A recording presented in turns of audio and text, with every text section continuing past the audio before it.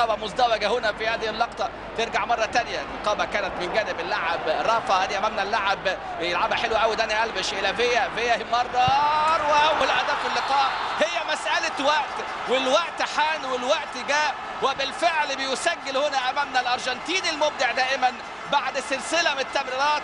يعني اللي بقول لحضراتكم فريق لا يكل ولا يمل أبدا، وبالفعل كل من يقابل برشلونة هيشرب زي ما جوارديولا بيشرب كده. الراجل بيشرب بقى، لأن الهدف الأول جه بعد مرور 23 دقيقة.